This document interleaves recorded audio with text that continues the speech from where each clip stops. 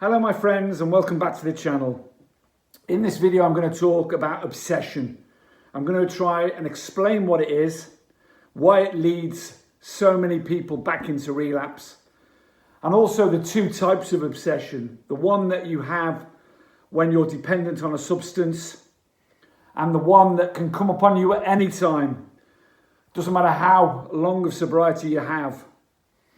And perhaps a few tips of how to get through it, and the difference between obsession and cravings, because many people think they're the same thing. But first, a quick appeal. I've been making these videos for about 6 years now, and I really hope that they've got to a few people and helped a few of you out there that have needed some help through my own experiences. I filmed them on my old phone here, which is on its last legs. If you can click on the link in the Ko-fi link in the description underneath this video and can afford to donate the price of a coffee to the channel, every penny will go towards some new equipment in order for me to make the videos perhaps a little bit more interesting, a bit more informative, to take the channel on to the next stage and hopefully to reach a few more people out there and help a few more people. Thanks to the generosity of a lot of you out there, I'm halfway to my total now. Every penny I get in will go towards this equipment. I promise you that. So thank you, those of you who already donated. Please have a read. The link is in the description for those of you who are interested and perhaps want to support the channel. Thank you in advance. Obsession. The obsession when you're addicted to a substance is slightly different than the one that can come upon you at any time. Many people think that obsession, or the obsession to drink or use a drug, is the same as craving. In my experience, obsession is a much different animal than cravings. Yes, they are linked in as much as you can crave a drink or a drug or whatever. You can crave to feel different. But obsession means that when every single thought, every waking moment is filled with the obsession of using or getting a drink and a drug into your system by whatever means possible.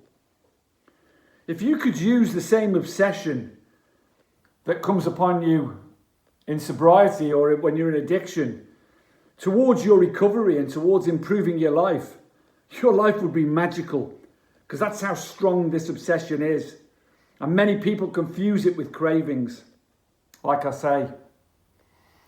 For me, staying sober on a daily basis, I stopped saying to myself, I'm never going to drink again. People have asked me, are you ever going to have a drink or a drug again in your life?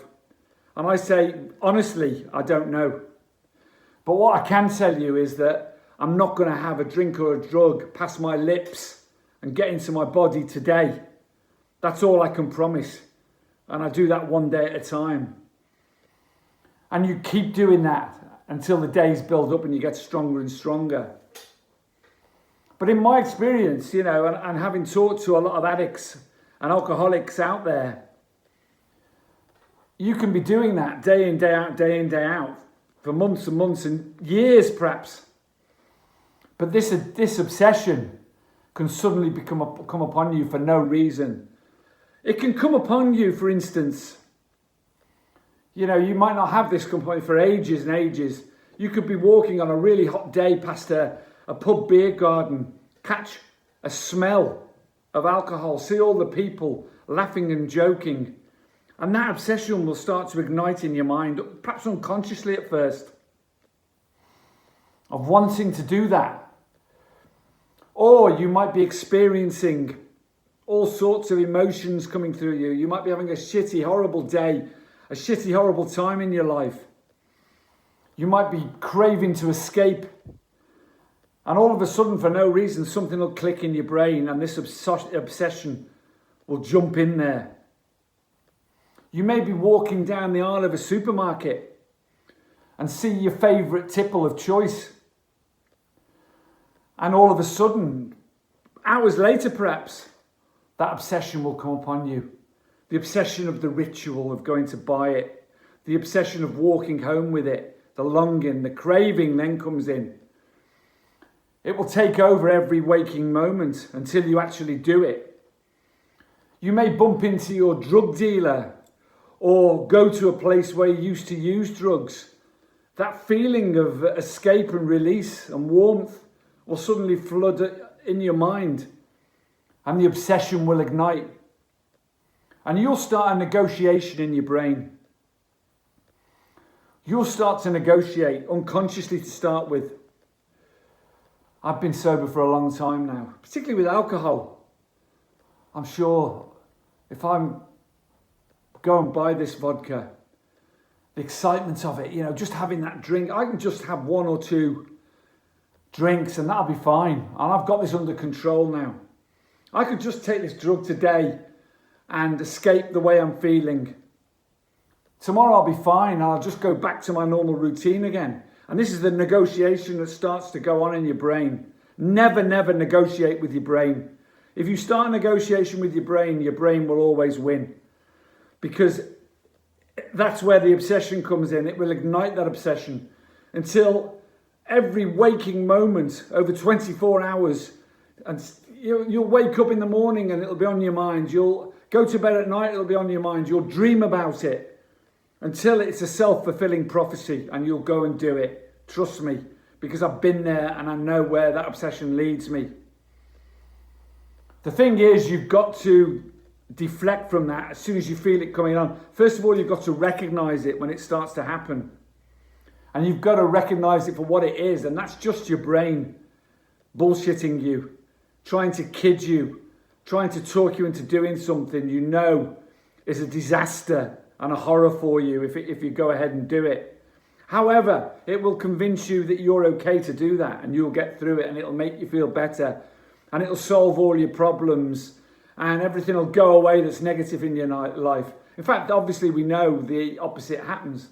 It'll tell you it'll solve your anxiety and the way you're feeling inside, your loneliness and your lack of confidence and your self-esteem and all of these things it'll tell you it'll solve, when in fact it'll make them all 1,000 times worse.